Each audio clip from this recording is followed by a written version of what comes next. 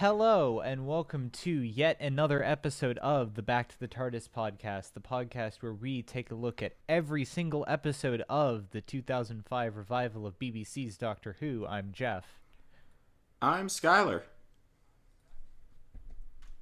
I'm Celeste the Panther. And today we are discussing Series 4, Episodes 12 and 13, The Stolen Earth and Journey's End, which is both the Series 4 finale and the effective Avengers Endgame of the RTD era Whoniverse, which I think it was actually I think this was planned to be like his last hurrah, and then he basically did the sort of half year or whatever where he did specials instead of a full season.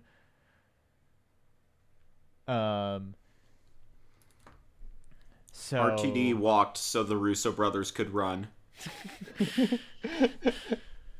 So yes, and it also features the return of Davros, who had not shown up on television since Seven blew him the fuck up in Remembrance of the Daleks.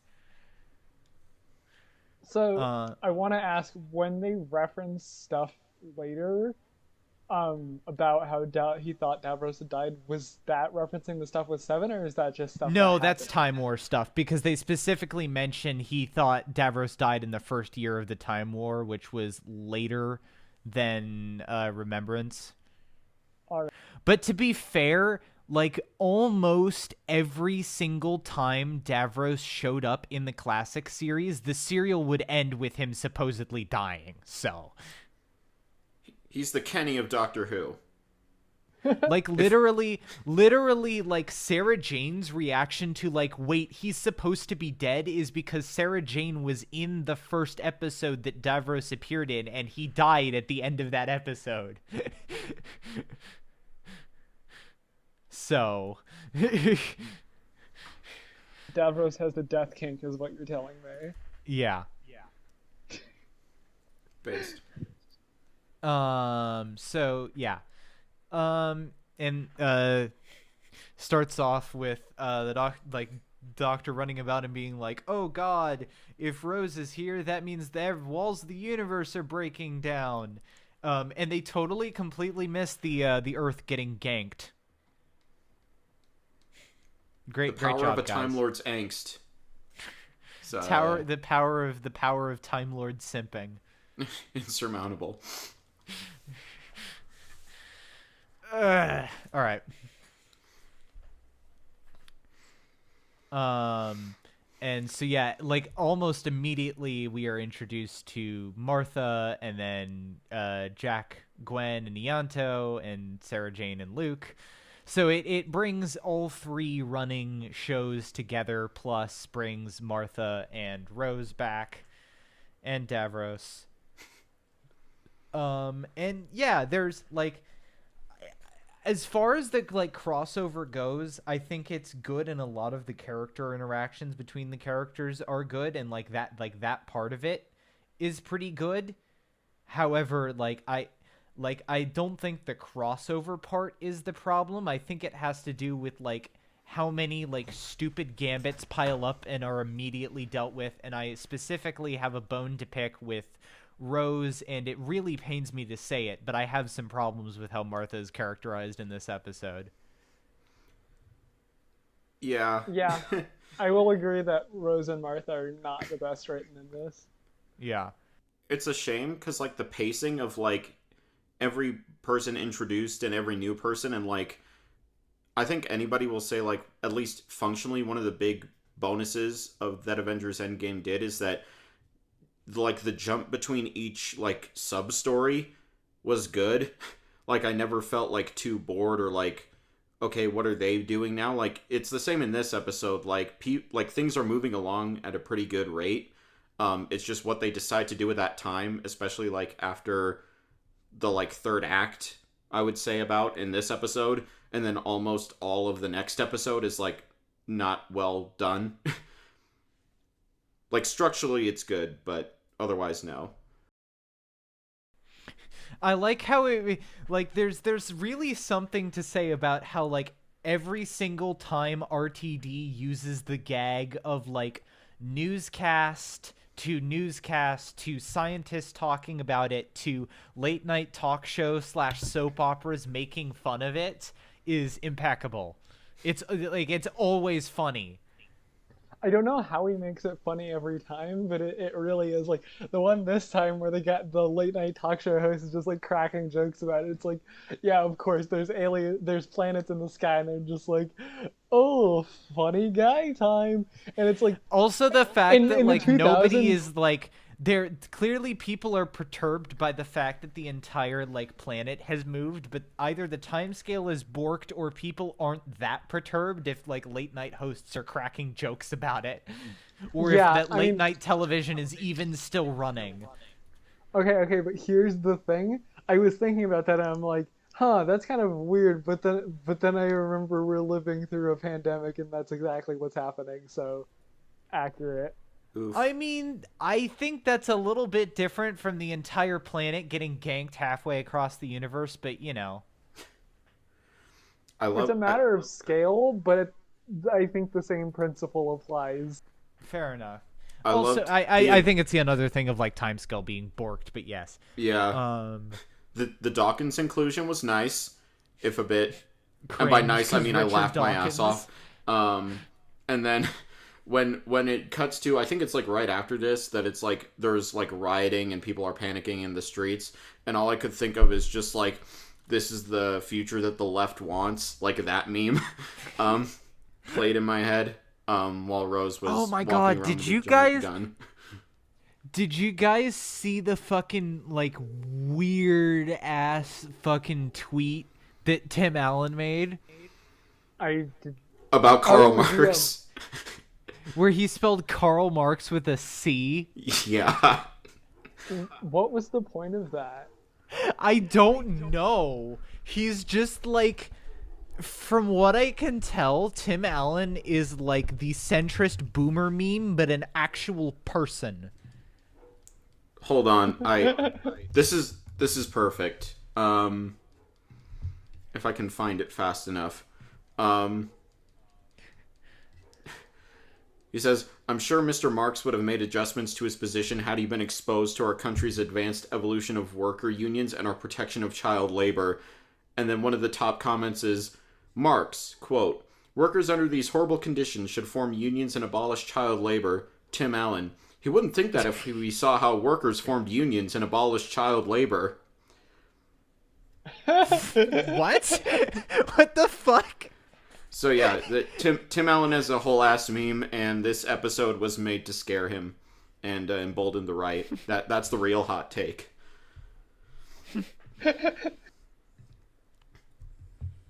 All right. So true! Exclamation point. So yeah. And then of course the Daleks come in and oh yeah, everyone's like, oh, like where's the doctor? And there's like the teleport thing. And I like the fact that because of who was handpicked for this episode or who had already appeared, every single person in this episode was already familiar with the Daleks, and especially like I have always remembered in particular like Sarah Jane's reaction. Oh yeah, that And whole and sequence to a lesser and extent terrifying. Jack. Like that's one of the other few times where like even if like the Daleks are like kind of a joke in this episode, like you can still sort of feel like a bit of the menace there because you have at least the personal connection through the characters. Yeah. Yeah, Jack's reaction hit me. He holds his team because they don't And know, especially and when he's you just think like, I about can't that do Jack anything. literally was killed by them. Yeah. So that was, again, really good setup, really good moment, and then the rest of everything happens. But, like, again, the setup and the tension and how they pull off that reveal, like, Sarah Jane and Jack particularly, like, make that work, make you feel like it's a gut punch. Yeah. Oh man, y'all ever forget the fucking Shadow Proclamation are in this episode? Because I Oh, did, and Who I the fuck forgot about it cares? again until we read the fucking. I forgot about it again until I read the fucking transcript and was like, "Oh yeah, they're there." Ten I'm speaks gonna in be Jadoon honest. for a bit. Okay, that's a really weird. I never get why the Jadoon speak in their language because shouldn't the TARDIS be translating it? I don't even. I don't know, man. Funny alien pig speak. Hee hee. Um, yeah. And then there's like the albino women who have all the same haircut, or we don't know they're Yeah. women. They're female actors, we're assuming. And like red eyes, contacts, and I'm just like, what? Who the fuck are these people? Like, what? Let's go, space It- lesbians. Let's go. Based, but it's like it's an exposition, like an excuse to like have the whole thing, and then like it's not bad. It's just like this is a detour that like we need an excuse for why the Doctor takes his time to show up, and this is what they do, which isn't bad. But again, it's kind of like, okay, we're walking. Yeah.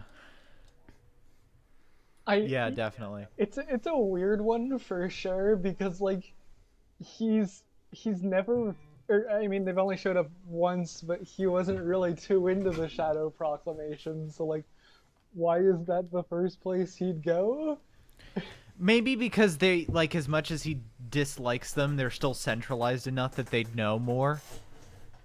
I guess, but he had no reason to like believe this was like a big thing until he got there. So like Also, don't I have know. to think about how funny it is that the fucking lady is immediately like, "Yes, we are at war, and we will are commandeering your spacecraft." Like, I'm sorry, do you not know who the fuck you're talking to?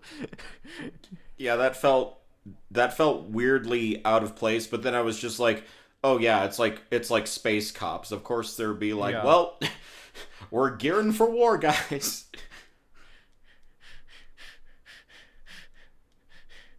The 10th Doctor says 1312. Uh.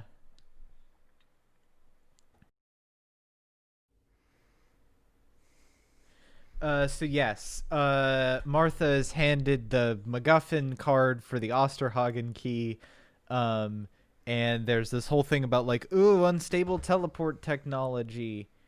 Um, Yeah, I forgot completely about Project Indigo and the whole like yeah, teleport thing. It was okay. Yeah, Martha's dead, guys. yeah. Martha's totally, completely atomized.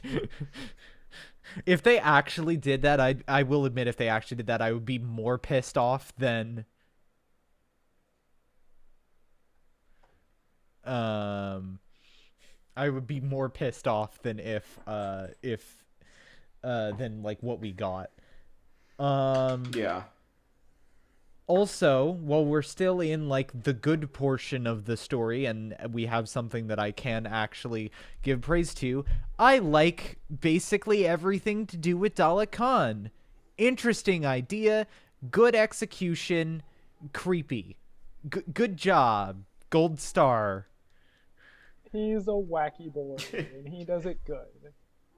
Yeah, hearing the normally kind of cold and like monotone Dalek voice be Shout outs tied to to my boy like Nicholas Briggs. yeah, tied to someone who's like that gone and that like weird with their speech. It was that's a good effect. Yeah.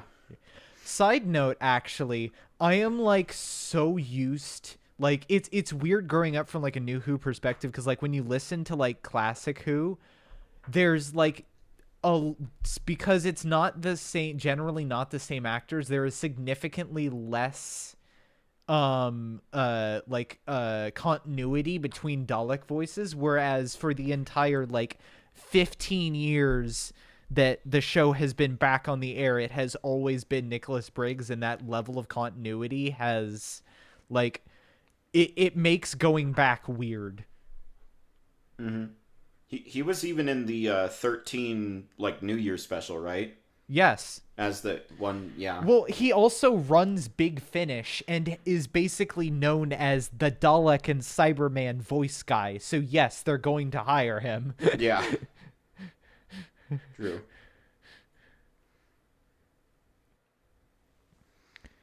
Um. Also, Wilf continues to be awesome. Yes. Oh yeah. Yeah. Will fucking goes sicko mode with like the paint, and like the paintball gun, like that. Like that's like the last like leftover thing that Dalek didn't like. That Dalek didn't like disprove of like the like. Oh yeah, if you impair the eye stalk, it just cleans off. However, I really gotta hand it to the dude for the initiative. It's like, I'm not letting space fascists take my land. Yeah, it's really weird because like the like, oh, it's them aliens can like totally be coded in like the like racist grandpa way, but like there's something about him that makes it actually endearing.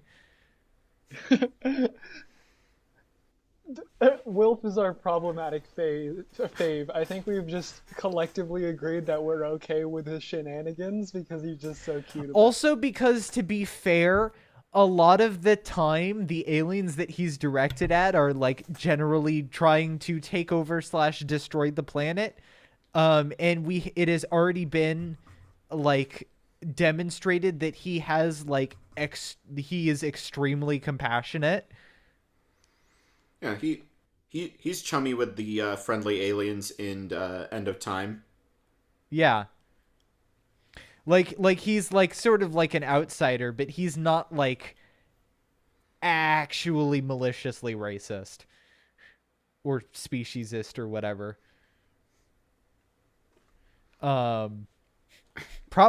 He probably would not have voted to leave the European Union. Yeah, someone tweet Bernard Cribbins. Bernard Cribbins? I don't fucking know. And then Rose enters the main. Rose does the only cool thing that Rose does in this entire two-parter, which is fucking blow a Dalek's head off. That's it. That's the only good thing Rose does in this two-parter. Okay, everything else is fucking shit. Tell me I'm not crazy. She sounds different, right? Like from how I she remember talked. People like in contemporary reviews for, or not contemporary, in reviews for like Turn Left at the time, like commented on it too. Yeah, I don't know if she was like I don't know if she started doing like Secret Diary of a Call Girl or like all the other stuff she started doing, but it's like, I don't know, because I know sometimes if I have to like get back into a role that I haven't done in a bit, which hasn't happened all that often, but still, like it's hard at first. So I don't know if it was like that or the writing, that it was just like, I don't know how to talk. Also, in this it was only anymore. A year off. Yeah, so I don't know. It's just a weird thing. It's the least of the problems that the Rose character has. I have no hate towards Billy Piper. I don't like what, like, yeah. No, it's specifically like the lines and delivery. She's fucking insufferable. And like super like, I don't know if Mary Sue is the she kind of ends up being that in this episode, or at least she gets absolutely everything she wants, basically.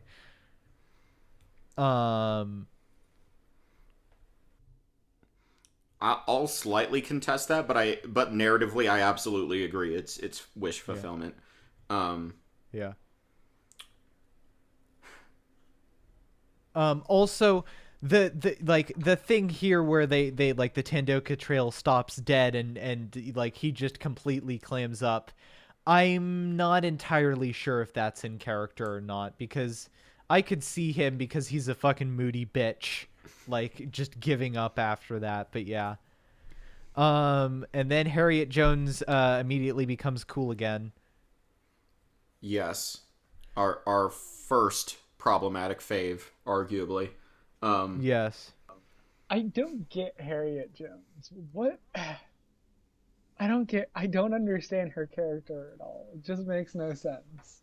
I mean, I think this kind of goes into I think this kind of goes into the problem that we had with how she was like the jump in how she's portrayed from Aliens of London to Christmas Invasion. Yeah, I don't Yeah. know. I also noticed they never actually specified what party she's from, and it's like, They don't, yeah. yeah, It's pretty clear that she's Labor though.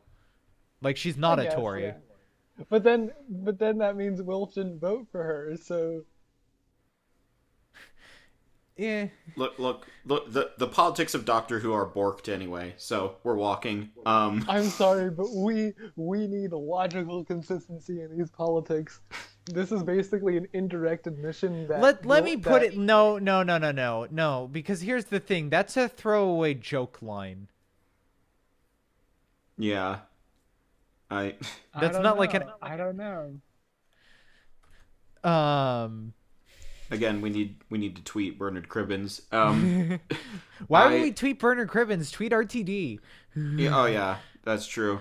I I thought it was kind of weird how it's like, oh yeah, I just happen to have this technology that like can't be detected by Daleks, but it's like a sentient program and it can pick out who is important, who has had contact with the Doctor. And then she mentions in a throwaway exposition line that the Copper Foundation developed it, which I had to look this up. I didn't realize that was the Mr. Oh yeah, Copper that's a from, reference to that's a reference to Mr. Copper. Yeah, from Voyage. So that's cool, but at the same time, I'm just like, would that basically happens because plot, which I'm okay with, because like Harriet having like some redemption, or at the very least being like pragmatically useful and trying to solve the problem when she comes across a threat she just can't blow up out of the sky. That was good. Rose's reaction to everyone, particularly Martha, was not cash money. Yeah. So yeah. Also, but the problem with this whole like Harriet Jones scene, like everyone going through, and the fucking thing where like Rose is like doesn't get in, and she's just making snide remarks and bitching about how she's not in the conference call, and like the entire time I'm watching this, I'm just going, Rose, shut the fuck up. It's like It's character. It's so grating. And it's the fact that like it's not even played as like intentionally being annoying, because Rose gets everything she wants. It's very clearly her episode. And it fucking infuriates me. It's also like, I wouldn't go so far. I mean, maybe you could call this character assassination, but like she's literally already gone through this arc in School Reunion where she was just like, "Oh, I'm jealous of this former companion," and then she like grew up and realized that being like a part of the Doctor's life, whether it's in the past or present, is still cool. So her having a reaction to like, oh, he traveled with someone, like, I don't know who this Martha chick is. I'm just like, bitch, we had this episode. It happened. Yeah. Why are you acting like it didn't? Like and also like it's honestly like, I feel like this entire setup was meant to, like, the entire reason why this setup happened was RTD was like, okay, well, I want to do a like finale that like is like a continuity cavalcade of like everything I did for the show, right? And then they're like, he's like, oh, okay, well, I need to get Rose back. And then it's like, well, okay, how do I get Rose back in a way that doesn't make her seem like a complete 180 of her character and her being like a ridiculously over the top, like stupid levels of like, oh, I am simping so hard that I will destroy the boundary between universes. So he's like, okay, I have to come up with something that threatens the multiverse so this doesn't seem incredibly dumb. Cause like I'm just thinking about like, I'm already annoyed, but if it was like Rose comes back because she literally simped so hard she blew a hole in the universe, I was fucking despise this even more. Look, RTD is actually doing a subtle years ahead of its commentary on simp culture. You don't have a high enough IQ to understand Rick and Shut the Morty. fuck up. But yeah, just again, hopefully I don't cut out when I mention Avengers Endgame again, but like there's like a lot of the character interactions and like fan service, like there's a fuck ton of fan service in Avengers Endgame, but none of it, Yeah. or very little of it feels like it undermines or flat out assassinates characters to any degree. And Yeah, I want no, to like this Rose more. my complaint about shit that the like Infinity War Endgame fucks up is specifically limited to them like just really fucking up the ending of Thor Ragnarok, which was my favorite by a long margin. Yeah, Thor is complicated, especially because he's having more films. But this, yeah, that goes into a whole other thing. But yeah, it's sad. I wish we got more of, not exactly series 1 Rose, but like that character. Like I wish it felt like the same character. Yeah. And aside from like a few moments in Turn Left, it didn't, and it hasn't. Yeah.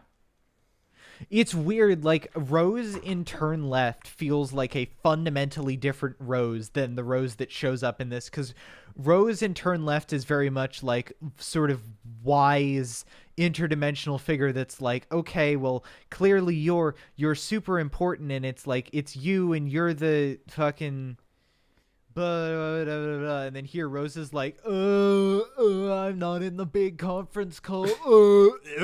Yeah, it's like that they were being charitable. They tried to go for desperation. Like she's been trying to get back to him for so long that she's like at her rope's end.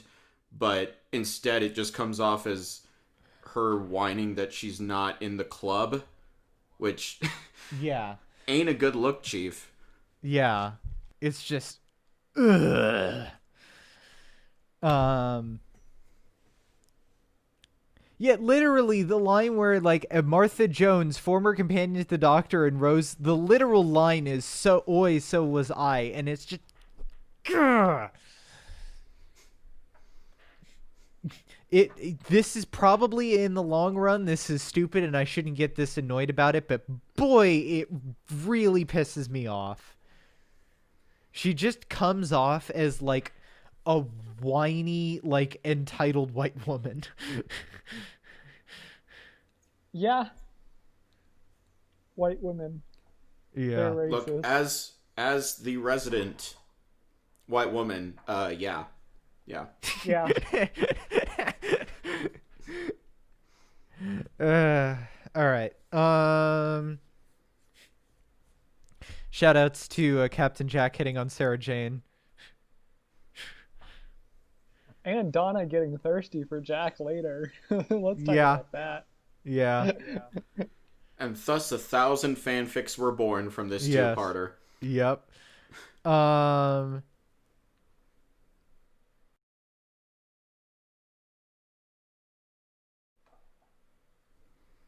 So yeah, they all basically call the Doctor, which puts them like allows them to bypass the time fuckery or weird time suspension thing that they were hiding this from. And we are introduced to Davros. Davros in this episode is good, at least. Davros is very good. Yeah.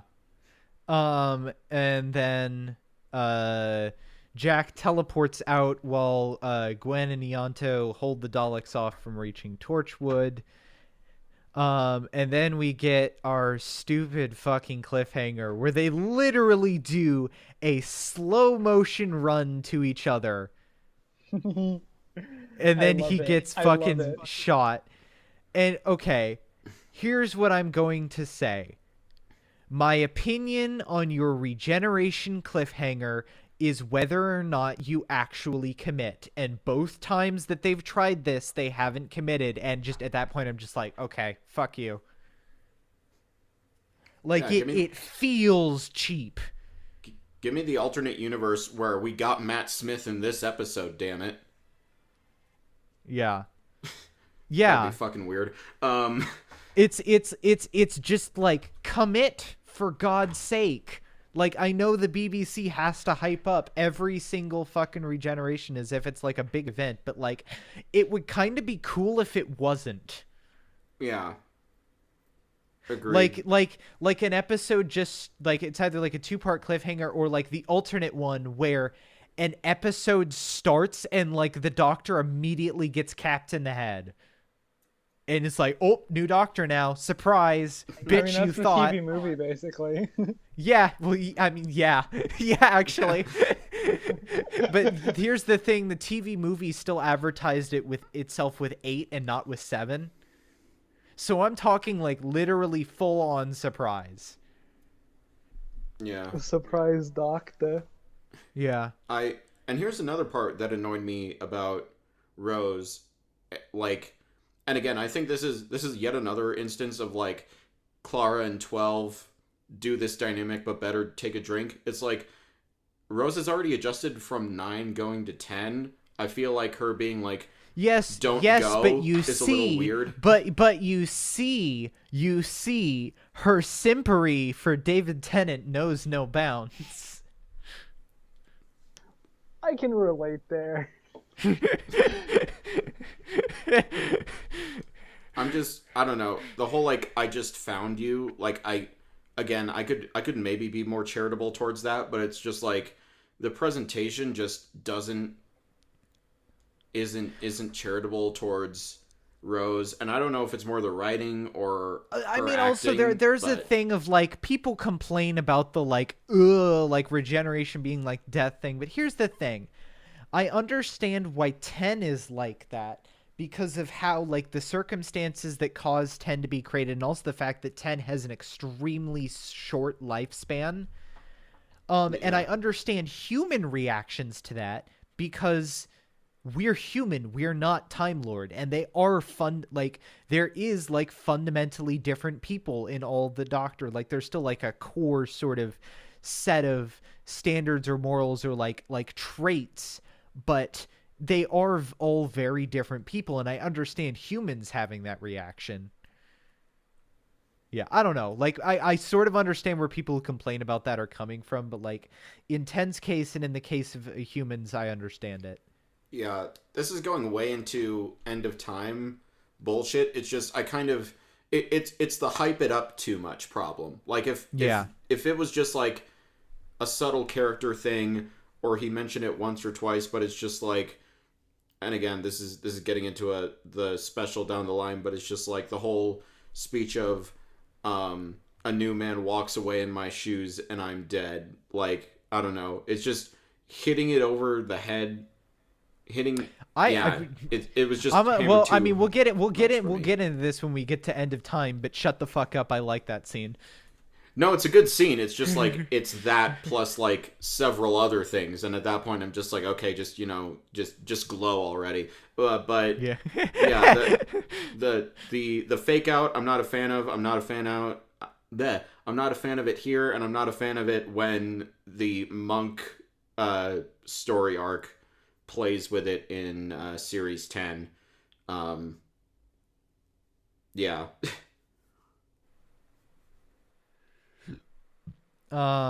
Anyways, so yeah. And so yes, our cliffhanger is 10 after having gotten Dalek regenerating in the TARDIS.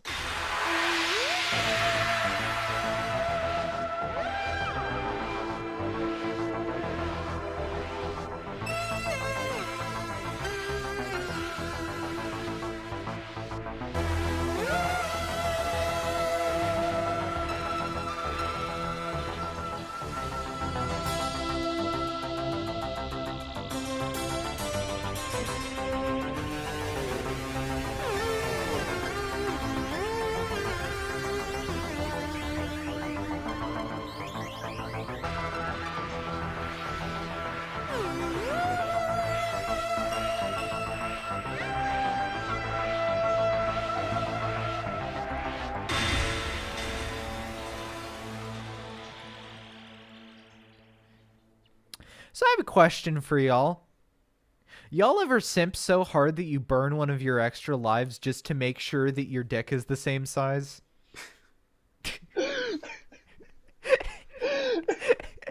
Well, now that you mention it,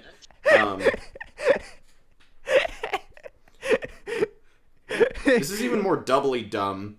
Well, Timeless Children makes everything dumb, but the fact that this wasn't even a waste.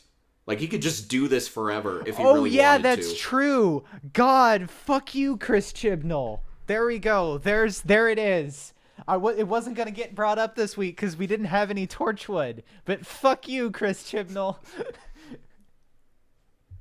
We got the quota in, guys. Yeah.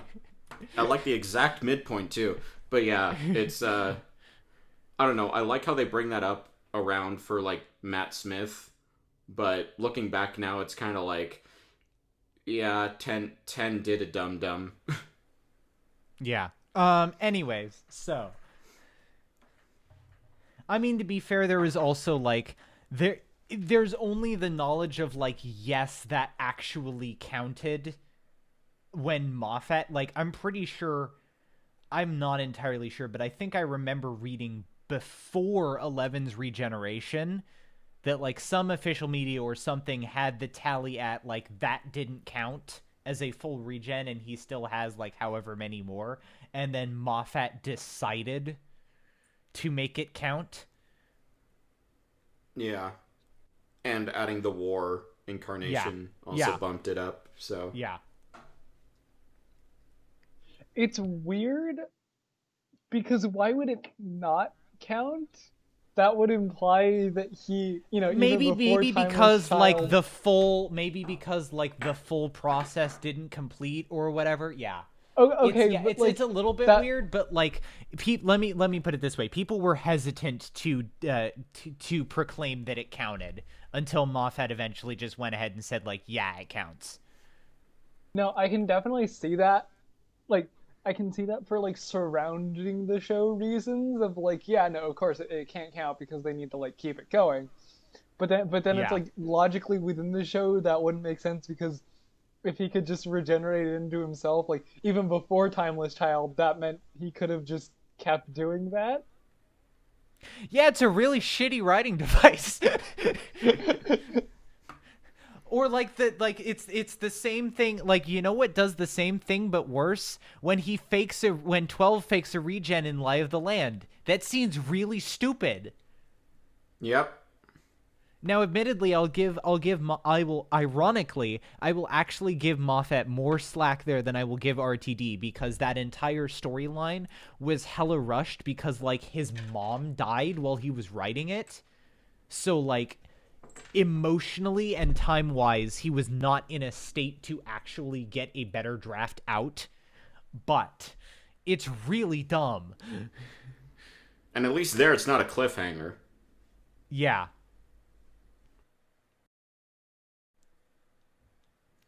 Although I think it was in the previews, because BBC advertisements are jackasses. Yeah, Sim Master and the fake regeneration were in the trailer. I wanna slap. Yeah. I wanna slap someone at the BBC for that. Yeah, props. Few of the props to Chibnall. We did not know that Sacha Dhawan was the master until that happened. Yeah. That's like the one thing I can give him props for. Yeah, I can't think of anything else. That's the one thing. Yeah, we got a fuck you, Chris Chibnall, and a props, so the universe is in balance again. Damned unlike the by storyline. faint praise for Chris Chibnall.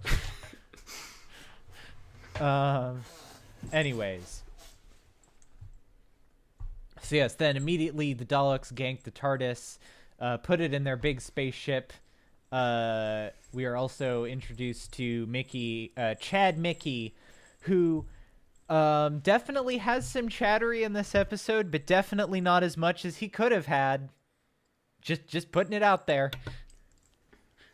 He doesn't even get to use his cool gun. Oh, no, wait. Yes, he does. Sorry. He uses it once. Also, I have to wonder, like, I get why you want the character of Jackie to be there, but, like, really, she has the gun? Like, why not Pete Tyler? Maybe they couldn't get the actor. No, because Pete Tyler wasn't as big of a character as Jackie was. And it's, like, the big finale. Yeah, that's so, like, true. you have Rose and her main family members. You have Martha and the only family member of hers that even had a slight bit of character. Yeah. And then you have Donna and her family members. Can we talk about how they basically right away the whole fucking teleport thing by the reason I didn't disperse into atoms was because my mind put in the coordinates of the person I love. Oh yeah, that's stupid too. Like, I don't care, but that was just like an eye roll moment where I was just like, really? Okay. Why the fuck not? There's a lot of like, I know like RTD finales are like I think the thing with this episode is like RTD finales got bigger and dumber every year until they couldn't get any bigger or dumber, and then this happened. There are so many just like stupid plot conveniences in this episode. Yeah, so Martha teleports to Germany. I like the little thing of the Daleks saying exterminate in Germany. I don't really know why I like that, but I like it. It's a nice touch. They're multicultural in their genocide. It's consideration. Yeah. So yes, everyone steps out of the TARDIS except for Donna, who gets ganked with the TARDIS, and they drop it into the big ouchy flame pit to destroy the TARDIS. And then Donna touches the hand in the jar and causes this meta crisis, which, hoo boy, I'll get into my rant about that later. Same. Also, like, every time I rewatch this episode, I forget the whole heartbeat thing and how she zones out multiple times. I'm just like, why though? Yeah. I like how for some reason Jack just like idly shoots at a dog. Like, bruh, you literally died like the first time doing that. What the fuck did you think was going to happen? Do you like, you don't even have like your big fucking like cool defabricator gun, because you used that to blow up a Dalek earlier. Like, maybe he was planning on getting killed, just like as like the ultimate like, haha, they can't expect me literally coming back from the fucking dead. Yeah, there's a whole bunch of stuff that's like, yeah, again, like, a lot of stuff in this two-parter happens because, like, plot, and we need to get from point A to point B, and that happens with varying levels of sense make. Yeah. Nice touch, though. Rose wouldn't know that. Yeah, Rose doesn't know that Jack is literally immortal. Yeah.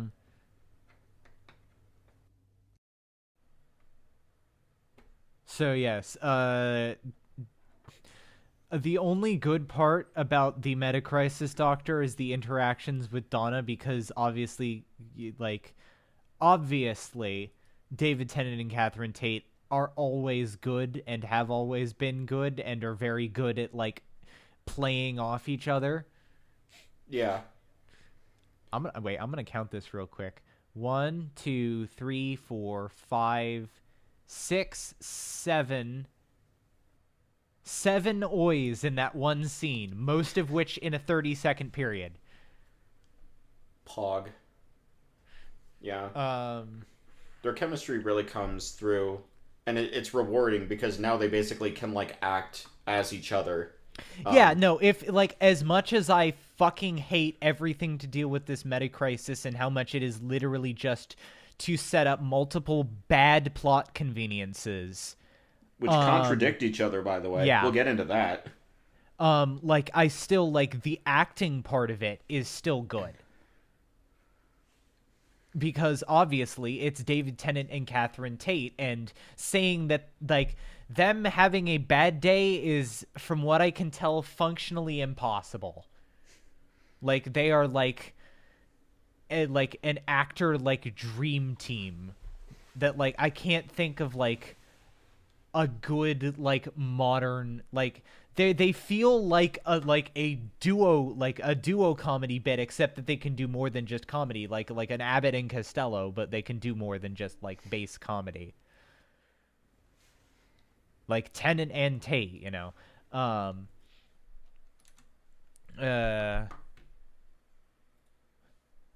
so yes, and then we get to the thing here of the Osterhagen key, which is now I can get into my rant about Martha. So here's the thing. First off, the Osterhagen key is the same fucking weapon in pieces MacGuffin from last year.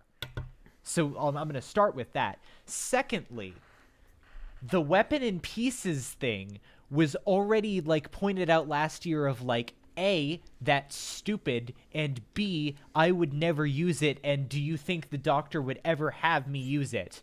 So the fact that here she's like, yeah, okay, I'll use the nukes, even when she literally knows the Doctor is on the planet and dealing with this, is just fucking... It feels so weirdly out of character for Martha. Agreed. Like, and it's especially like... It's a weird, like, uniter side of Martha that you see, like, both, like, you see bits of it in Sontaran Stratagem, and you see a lot of it here, but it's completely absent from the Torchwood episodes with Martha in them. Mm-hmm. And, like, there's a lot of weird inconsistency there about, like, maybe it's where RTD intended to take the character, but if so, that's fucking stupid and doesn't fit how she's written in series 3 at all. I could buy it if the Doctor definitely wasn't there, but like she knows he is, and it's like at this point it's just like, are you just following orders because you have them? It's like there's like I'd understand if she like did it because it had been like 48 hours or whatever and shit was about to get real bad and the Doctor hadn't shown up. Like, I'd understand that, but that's not what's going on. Nope. Like, she literally knows he's on the planet, and anyway, she's like, yeah, sorry, I gotta go detonate these fucking nukes under the Earth's core. Like, bitch, what? Yeah. It's also like, and this kind of goes into the whole, like, how Davros is rad, centrist, you're just as bad as me plot falls apart. It's just like, I don't know, if I was faced with the choice of being eradicated molecularly or being in a Dalek slave camp or just, ceasing to exist, I'd probably choose just ceasing to exist. Like, also there's the thing of like, oh god, what was I? Shit, I had a thought and then I lost it. Oh man. It really pisses me off that, like, it essentially also means that Martha doesn't do anything in this episode other than teleport around, follow unit orders, get ganked by Davros, and fly the TARDIS at the end. Like, it is Rose and Donna that do the majority of the legwork, and obviously that is a problem of, like, how much companions are piled up, but, like, I totally think it would be possible for you to write a plot where everyone actually has something to do that matters. Because it ends up where, like, most of what the people who aren't Rose or Donna do in this episode, like, not much of it actually matters in the long run. Cough Avengers Endgame. Yeah, totally. And I think... Well, also, Avengers Endgame is 3 hours, but, this was 2 hours.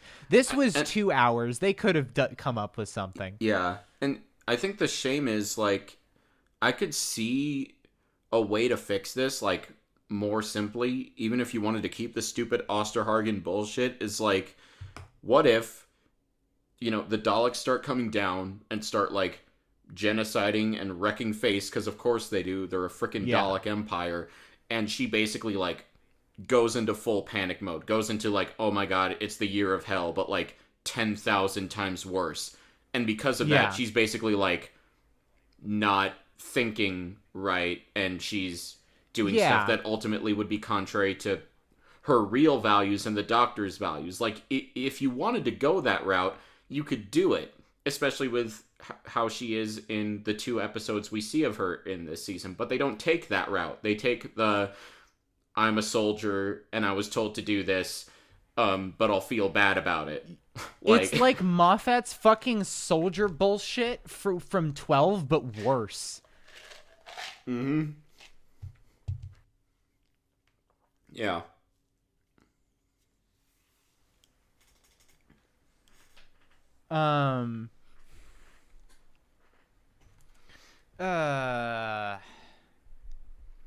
So yes, and then we get to the... Oh yeah, first off, there's the really funny thing of like, ooh, we have the doctor, like, activate the holding cells, and just 2 spotlights turn on. It's just like, ooh, you really, like, you... It's not even a colored light. It's just a spotlight. To be fair, there's like a small effect around it occasionally, like when he touches it, but yeah. When they have the budget to briefly show it. Yeah, it's, again, I think I shared this either in the Discord or in the personal chat. It's like the fucking Revenge of the Sith force fields, yeah, but without the effect most of the time. Yeah. It's just like, oof. But yes, then we get to the fucking bullshit with Davros where he's like, oh, like you're not as good as me because you all have these people who die for you. But I'm like, here's the thing. This isn't like, I think this would make sense if it was Seven, who was a manipulator and totally would bank on that as part of his plan. 10 is of the more common breed of doctors that just sort of bumblefucks their way through the situation and hopes it all works out. And like everything that Davros cites in this are all things that they do on their own agency without the doctor asking, or in some cases even really wanting them to do. Yeah, again, it's the whole rad centrist, like, oh, I may have created a genocidal race, but you created people who will fight for what they believe in. Yeah, that's not What? it's not the doctor like fashioning these people to do it for him, because that's not what it was. It's these people becoming it's these people becoming people who are willing to fight and die for like what they believe in. Like to save people, not for the doctor, for like the people they care about. Yeah. I'm gonna Also push back on this a bit. I think that working from Davros's perspective, that claim actually makes some sense. Okay. Right, yeah, but the thing is that like there's a thing of like presenting it like it's the same thing of like, for example, I'm going to use the example of Krasko from Rosa here, where if the episode portrayed the thing of like him thinking that killing Rosa Parks or stopping her from doing whatever it is will undo civil rights and bring back good old-fashioned racism, and that was just his dumb idea, then I think that then I would have actually enjoyed that episode a lot more, and I think it would have actually like, hey, that's actually a good idea. But it doesn't. The doctor backs up his bullshit theory. And that's the thing of like, it doesn't ever feel like the episode ever satisfactorily pushes back against that enough for it to be portrayed as just his view. That's fair. I'll half agree with Celeste. I think the Davros who like just came from like dealing with Seven and probably like the very early War Doctor would probably also be that vicious. It's just like, right, but I don't think that context no, yeah, exactly. There's not the level of continuity there to support that context. Yeah, so it's like even if in canon this is true, you still have to narratively or in the plot or in some way show that. And this is the weird ironic thing, maybe not ironic, but like the whole you just use people for your own ends probably fits 10 more after he starts going cuckoo after like Waters Yeah. of Mars. Like that probably fits that version of 10 more Yeah. than 10 has Or at been least, up well, to like, this yes, point. like it's maybe a sense of like, yes, but like, and I there definitely is a point of like, yeah, that happens, but it's sort of like, it's a little bit weird because you never get the sense that 10 is consciously doing that. People just kind of do it around him. Yeah. And It's not that's like we're probably why like he feels guilty literally about like it. there like literally there's stuff in expanded universe where 7 literally manipulates people into dying for his plan. And like, for example, like there is like an expanded universe thing where Ace gets really pissed at him for doing that and walks out on him. Yeah. So like it very much like it fits 7, it doesn't fit 10. I don't think it fits 10 enough for it to work. Do you think this could fit 11 or 12? Not 11. Maybe 12 if only because of 12's more outward callousness, but only like early 12. Yeah. I think I could make an interesting argument for 11 since he basically admits to manipulating things so that like Amy would think that coming with him would be like a dream.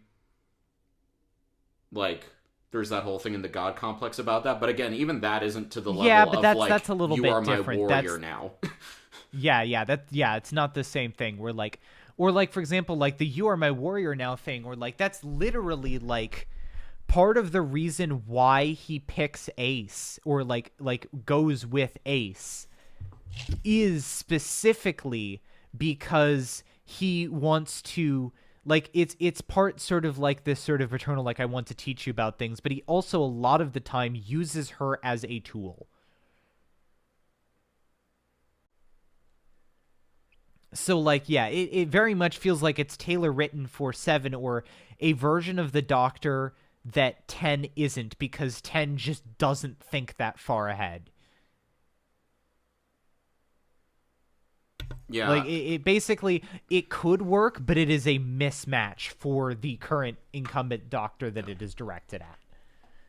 And with the amount of time they spend to like I mean, I think this is a longer than average episode anyway, but like the fact that we have this, it's it is over an hour. Yeah, the fact that we have this plus the whole reality bomb bullshit, it's like, and the fact is the reality bomb is so baked into why all these planets are here that it's like you can't really axe that to make more time for the whole showing the Doctor's soul thing.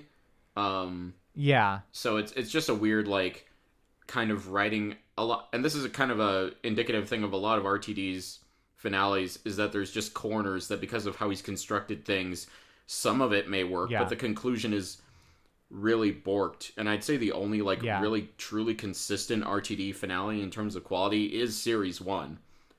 Yeah, it is. Yeah, it's the only one. You know what? Like I'm gonna put forward an idea here that I just thought of you know how to make this work. Instead of being the warrior angle, have it be how much he wants to be seen as this messianic savior figure. Like, for example, the Voyage of the Damned thing, where he says, like, oh, I'm going to save you all, don't worry, and then almost everyone dies. Like, if they went for that angle, that would work really well. The, like, manipulator angle doesn't work. Doesn't work. Yeah, especially with Ten's ego. Yeah. That would hit him. Yeah. Yeah, if they like played with like the messianic figure like stuff going on, that would be good. But especially since like the whole like idea of the religious or the higher figure that knows what's good for you. This is jumping ahead a bit, but the fact that he basically doesn't ask whether Rose or his meta-crisis no. I will get into how extremely uncomfortable Donna leaving that scene makes me. No, yeah. Because there is like I don't know if it's intentional, but there is some very not good subtext there. Yeah. That one could read into it that feels like ugh. Yeah, Donna's, Rose's, and his Metacrisis ending, I think, are... I hate everything that happens after the TARDIS comes back and the doors open. I already didn't like a lot of the stuff before then, but I especially hate everything after that. Yeah, I would say from the moment they're on Bad Wolf Bay, I start, like, my opinion of everything nosedives, but yeah. Yeah.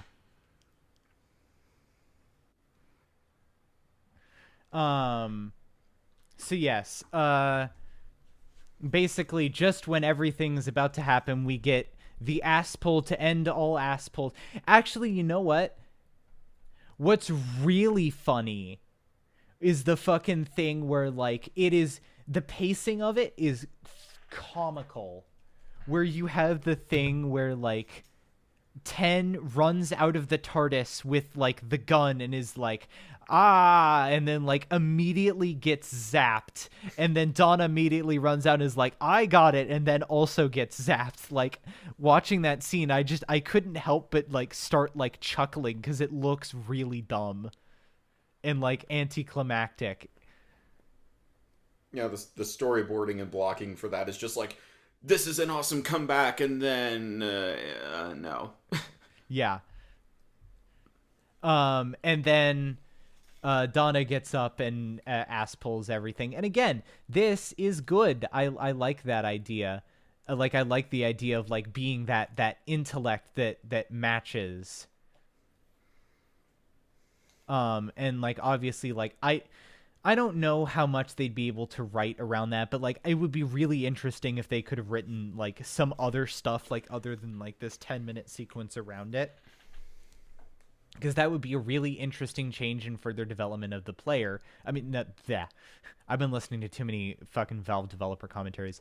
A really interesting development of the character that I also think could lead to some interesting things of, like, the character trying to sort of reconcile the Time Lord and human parts and how that makes Donna act.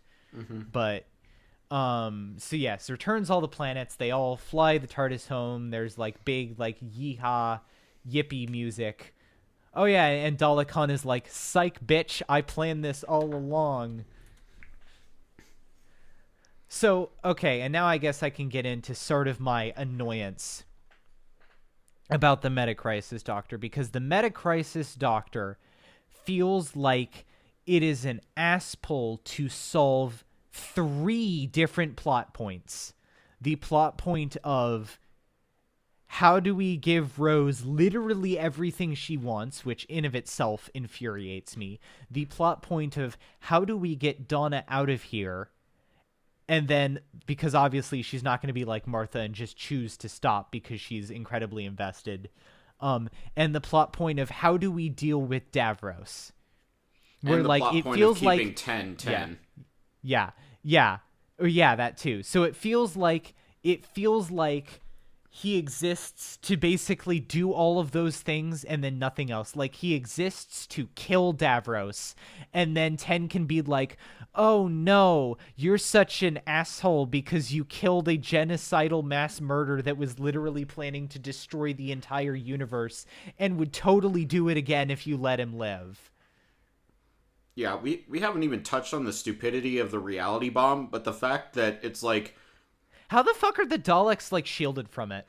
Yeah, exactly. It's just like, imagine if you came up with, you're a Nazi and you come Like, up with the final like, solution, but it also kills you. Like, yeah, what? no, like, the entire thing is, like, it's supposed to be implied that they will survive it somehow, but based on the literal mechanics that they explain of how it works, there is physically no way that it would be survivable. Yeah, it's like, even the Time Lord, like, will become beings of pure energy in a matterless universe. Like, at least there, you somewhat maybe survive. And you see what their plan is. They basically were like, let's become the Q. This is basically like, I don't know. I feel like there's a level of villainy and evil where it's just like, what if we took someone like the Joker who thinks, like, I got this plan that nobody fucking, knows what to do. But, like... Yeah. No, but take all that out and make it more stupid. Let's take last year where, like, ooh, the entire universe is at stake, and move it, or like technically several years of the entire universe at stake, and it's like, okay, well, how do we raise the stakes? The entire multiverse is at stake. Reality is in itself is completely at stake, and it's just like Yeah. um so yeah, and then there's a little continuity nod to like them being like, haha, Gwen's descended from Gwyneth and Unquiet Dead. Why the fuck is that in there? I'm sorry. That just... because it's played by the same actress. No, I know that, but it's just like, why? I don't know. Because fan service.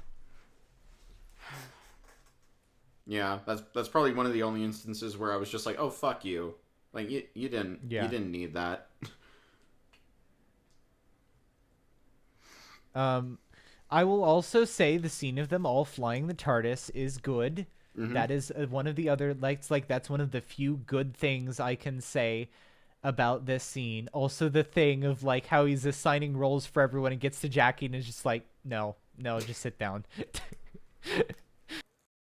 Okay, here's the thing. I largely agree with like both of your criticisms. It's just for me, the reason I still ended up liking it is just a purely emotional thing. I don't know, it hit the right notes for me, and I don't really care about the plot like failures. Like, I don't know. I don't have a logical justification for why I like the episode. It's just I like the characters enough and I like what happens with them enough that I'm like, yeah, okay, I'm down with this. Like, it's definitely not a perfect episode. I'm not going to give it a 9 or a 10, but it's like, I don't know, I liked it. I can understand that. It's like, again, this is kind of the whole MCU shtick, is that even if you don't love every movie or every plot point, you have that investment. You know these characters. So even if it's just like culminating and nothing really hits logically, or like not a lot of it does, it's still... And it's a similar something. thing with like, I'm gonna bring Christmas Invasion up too, because it's another example of like something. I'm gonna use that example too of it. They were both episodes that I loved when I was a kid, and would always, like, if I'd skip other things, which would normally, like, for example, the stuff that I'd skip would maybe be the more higher concept, like lower key episodes that I ended up praising a lot more when we went back and reviewed them critically for the show. But like when I was a kid, like, yeah, because there's that spectacle and like, oh my god, it's like the whole of the Whoniverse as you know it coming together, and like that title crawl where like there's like 50, like 6 or 7 names in that title sequence, and you're just like, oh my god. But there's the like, it's definitely like, for example, Christmas Invasion, if you just turn your brain off, it's a perfectly enjoyable like watch. And to here, I think that's the case for the lesser extent, but I think there are some things in this that just are too big that I can't turn my brain off because they piss me off. Yeah, it's like that. It's that kind of double-edged sword. It's just like, if you have this culmination thing where it's like a lot of significant things are happening and you have all these important characters involved, it's not going to be like a regular like episode with a few missteps or a regular series finale. It's going to be more, and the triumphs will hit harder, and so will the not triumphs. So yeah, definitely. But yeah, I can understand liking this episode. I certainly did, like, pretty much, even despite the whole Davros stupidity and the odd Rose comment that kind of made me raise an eyebrow. It wasn't until, again, the Bad Wolf section where I was just like, okay, what? Yeah. Comma the fuck? Yeah. So yeah. And then, you know, there's all like everyone like piles out of the TARDIS. Sarah Jane has a nice scene. Mickey and Martha join Torchwood only to get unjoined from Torchwood because the BBC cut the goddamn motherfucking run order. And then so yeah, and then the 10 takes Jackie and Rose back to Bad Wolf Bay so Rose can get everything that she wants. And here is the problem. This actively undoes an actually good, like, I have my problems with Doomsday, but I think that farewell scene is good, especially because of like how bittersweet and emotional it is.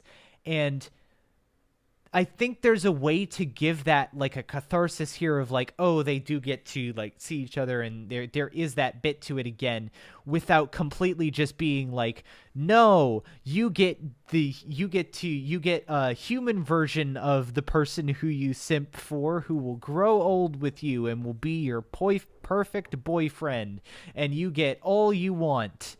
That just feels like, no. Like, it just actively undoes, like, a lot of the beauty of Doomsday.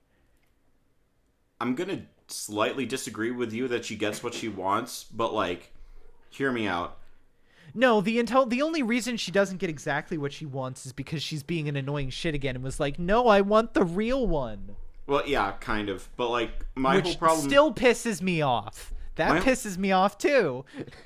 My whole problem is, like, first of all, obviously there's the big whole, like, kind of consent weird iffy thing with, like, 10 basically deciding he's going to wipe Donna's memories. Well, no. Well, I will move on to Donna's thing later. I'm talking about specifically Rose's shit. Right now. Yeah, because that's related. Because he doesn't ask her... Because he could do the same goddamn thing if he just left them there. It's just like, you're back in your own universe now, but you have to stay with him. And again, I think that would still be wrong. He doesn't say, like...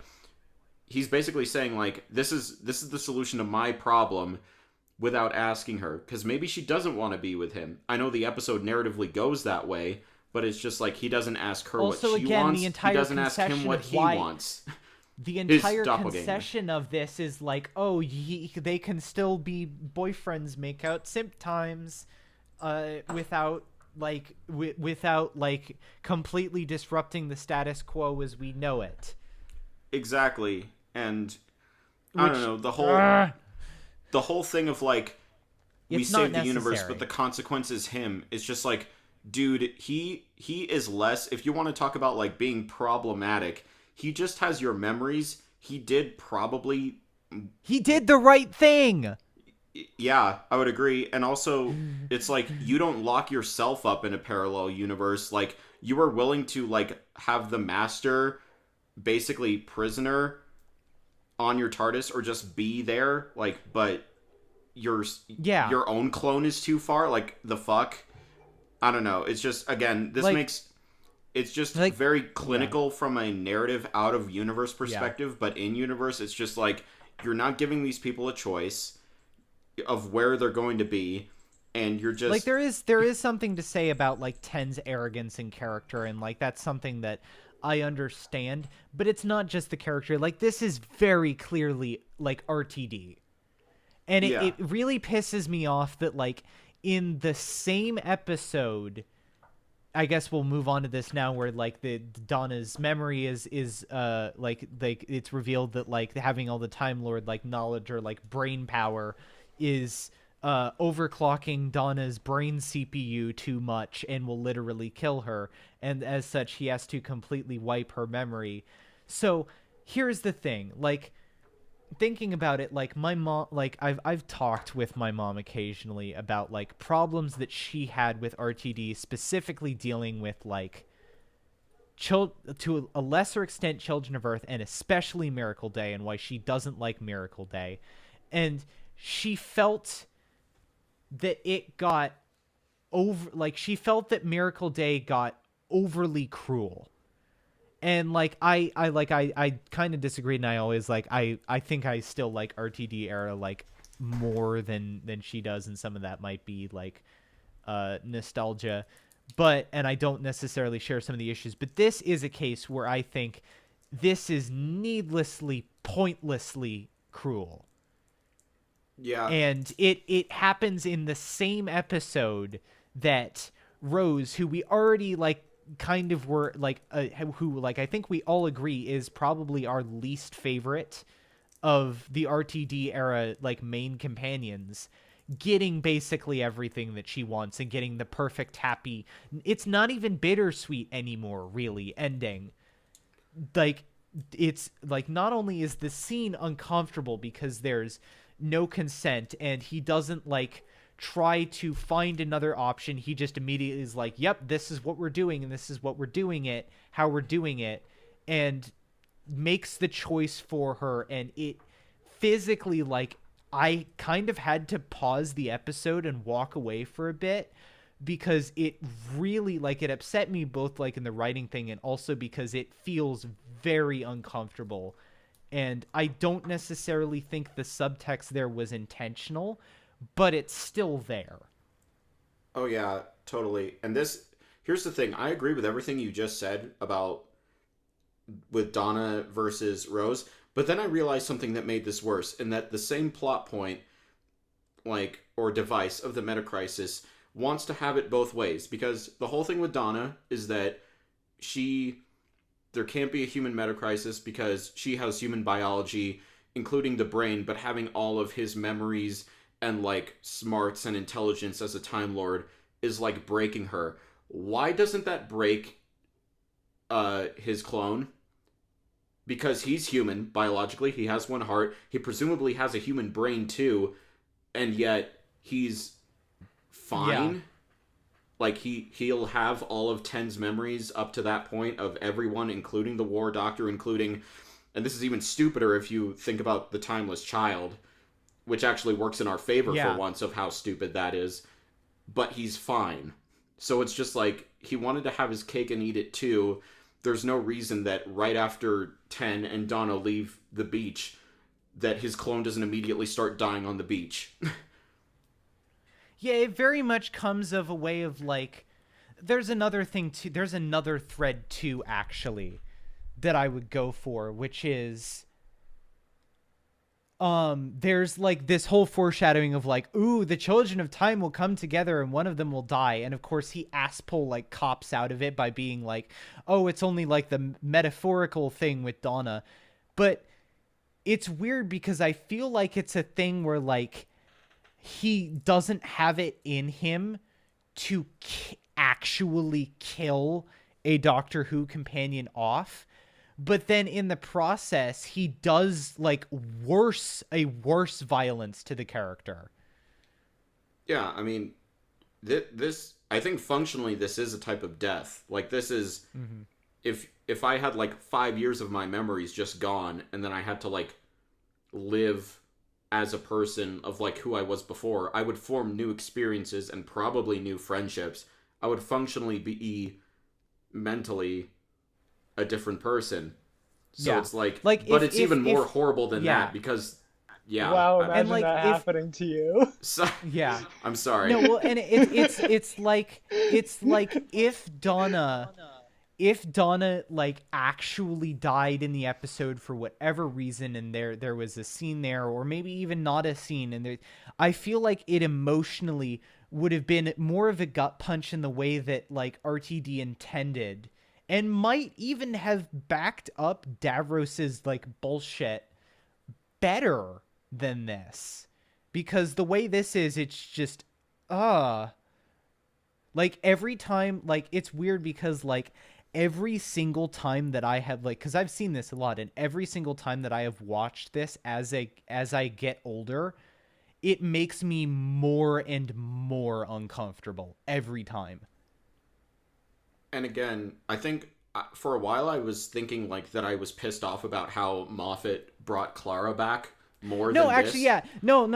I was going to get to that. If once again, Moffat actually does something better where 12 tries the same shit of like, oh, I'm just going to wipe your memory and you can forget about me and I'll put you back and you'll be safe. And he tries to do the same thing with Bill too. And both times Clara and Bill are like, hey, that's really fucked up. What the hell?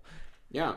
And then in the case of Clara, it backfires on him. And yeah, of course that eventually goes away, but it's like, he still feels the consequences of that for a good long while. Yeah. And then, of course, in a Series 12, I think literally in the Series 12 premiere, she, like, wipes the memory of one of the temporary historical companions she has, which, Yeah. I guess, fuck you, In the Chris weird Chibnall. case of, like, okay, you do it here, but not any of the other times. Yeah. Yeah, is fucking inconsistent. Fucking I don't Chris know. Chibnall, I take a think, shot. yeah, aside from the one, like, examination of that with, like, 12 and Clara, I think if that ability of the Doctor's wasn't introduced in Classic, I think that was a big gaffe of RTD. Not just, like, with the subtext, but just narratively. Although, to be fair, the mind wipe that he tries with... Well, actually, no, he does try to do the thing with Bill, but the mind wipe that he tries to do with Clara is different. Yeah. And then there's the fucking memory worm. Yeah. But that's a whole... Oh, yeah. We're getting into extemporaneous stuff, but yeah, it's just... It's Basically, gross. if I was made showrunner of Doctor Who, which would be a terrible idea because I'm bad at writing things, my first decree would be the Doctor is not allowed to perform mind wipes on anyone. So, I have a question then. What do you think... Because I think I'm thinking of a few ways to, like, quote-unquote solve this. So, if we have the 10 clone either go with Rose or just live... I wouldn't introduce... See, there's your problem in the first place. I wouldn't introduce the 10 clone. I think that in itself was a mistake. And fair. It only exists... The 10 clone only exists to try and patch out all of the bad writing mistakes this episode makes. Okay, well... So would you come up with another solution, or do you think you would have Donna decide? I would have basically completely, like, I don't know exactly what I do, and I'm not a good writer, but I would probably take basically everything from just before the cliffhanger to Still on Earth kicks in on through the entire rest of the story. That's fair. Everything gets rewritten. I just as a writer myself, or like I do it when I can.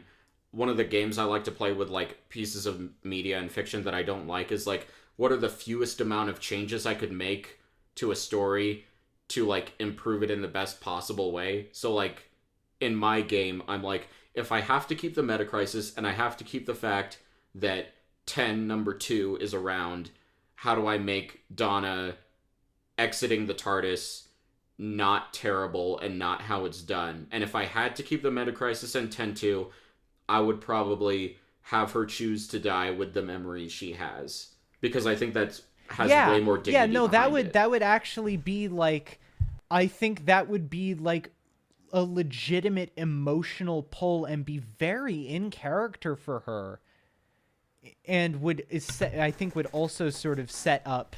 It would still very much set up the direction that 10 takes up until Waters of Mars in the specials. I think that would still work really well, and I think would be a genuinely emotional piece of writing that I think would make me, on the whole, be a lot more positive on this episode.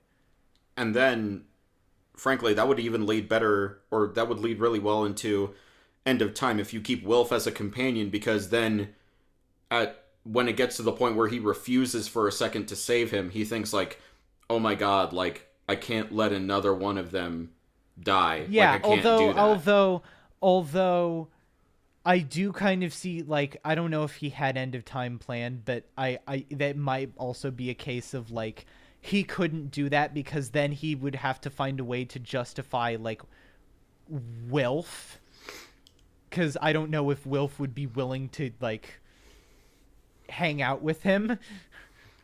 Yeah, if Donna was dead, but still. odds are better for him than with Sylvia. Yeah. I mean, yeah, but yeah, I mean that's a whole other thing. I was just curious, because to my mind, the easiest way with the least amount of changes is to just have her choose to die, which again would go into 10's ego, because I think there is a thing. There is a thing of, like, companions that actually just straight up died, even in Classic, were rare. There's only a handful of examples, and it's technically never straight happened in New Who, because both of the Moffat examples got undone at the end. I'm not sure if it is a writer thing or if it is a BBC thing, but the show establishment seems to think that like actually physically killing off a companion is too far. Yeah, I would blunt to be blunt, I would call that dumb because frankly there are fates worse I than agree, death. but I agree, but No, yeah. It's dumb and they have it both ways with the meta crisis. yeah, Long story fucking short. yeah. And then we get the gif of sad David Tennant in the rain. That's all I have to say about this episode, aside from the gif of David Tennant in the rain that became a meme. Anything Tennant, else before more rating? like David Tennant. David Tennant, more like day. I'm gonna go non-consensually completely rewrite my friend's memories and personality. Tennant. Hate when that happens. Yeah, I mean, I guess this is kind of like damning with faint praise, maybe, but like to the actor's credit, the scene where he's talking to Wilf Yeah. and Sylvia, and Believe me, the acting is never going to be my complaint with Yeah. these scenes. This whole episode is acted well. It's just the writing is so fucking atrocious that I don't think it makes up for it. no, yeah, I think, yeah, the way that Ten leaves and Donna barely gives him a second glance, like that broke my heart. Not for the right reasons, because what led up to Yeah. it was stupid, but it's like, hey, you did a good thing. I wouldn't even necessarily mind as much if Donna like understood and like agreed. Like it is specifically the fact that it is very explicitly non-consensual that really makes me incredibly uncomfortable. Mm-hmm.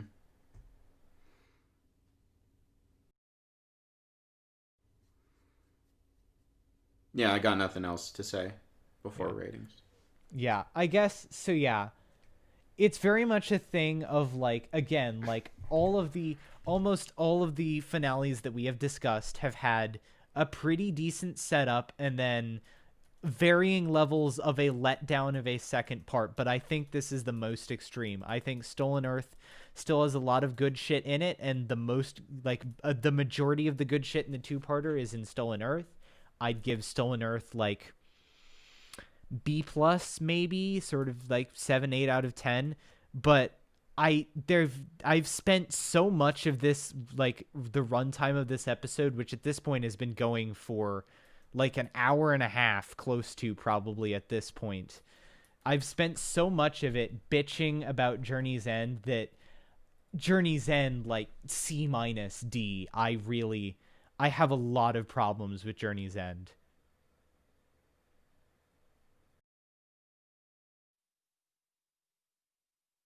Yeah, I I enjoyed a decent amount of Stolen Earth. In fact, I probably enjoyed all of Stolen Earth aside from like the weird Shadow Proclamation bullshit and Rose.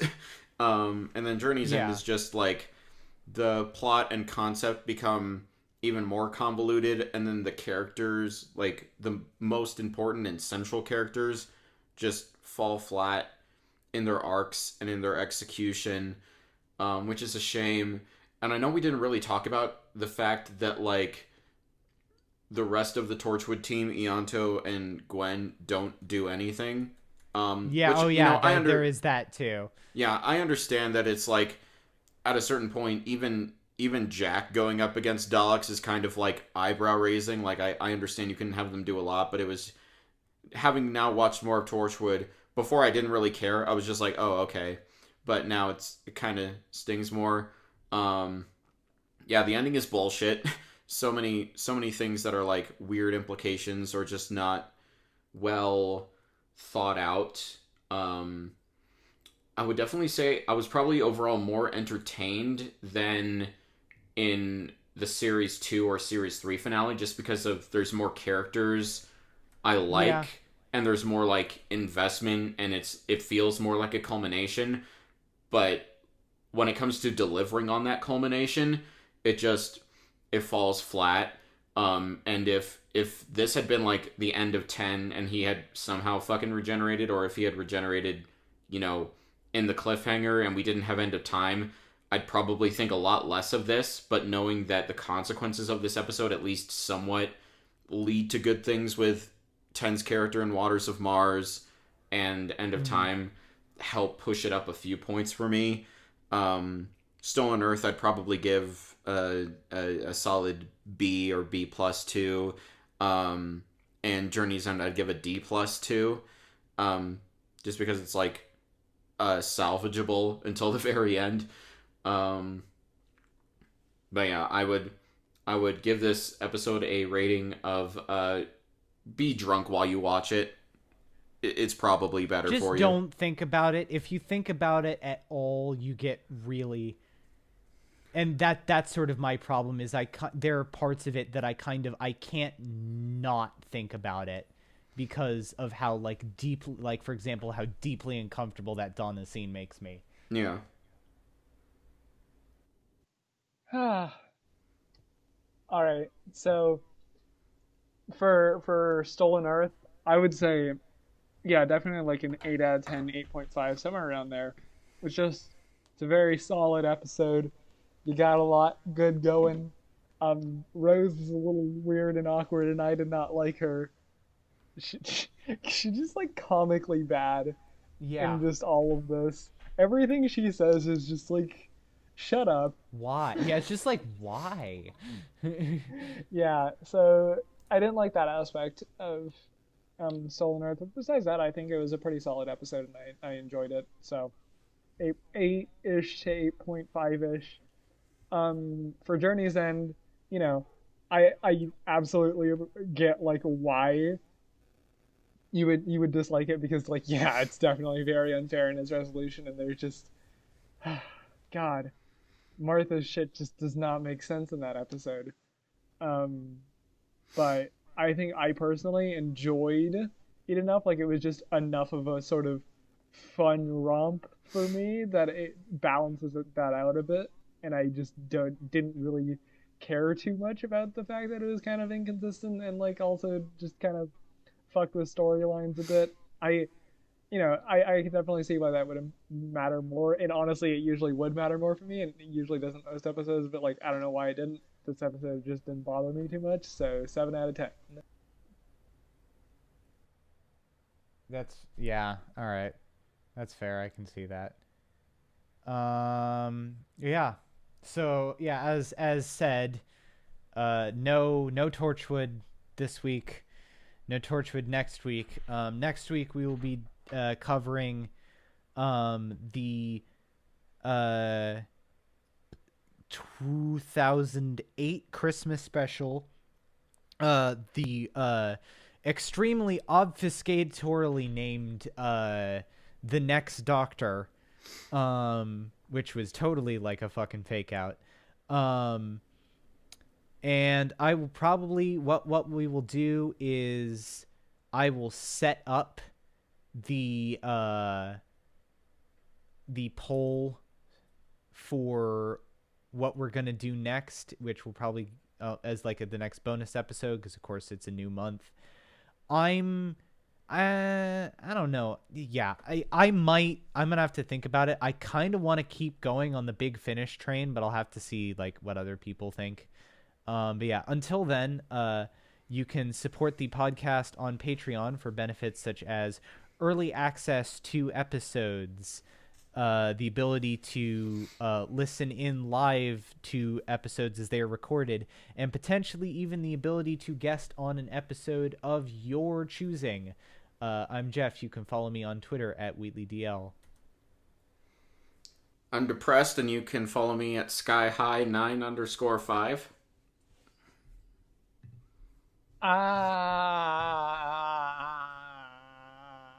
Thank you.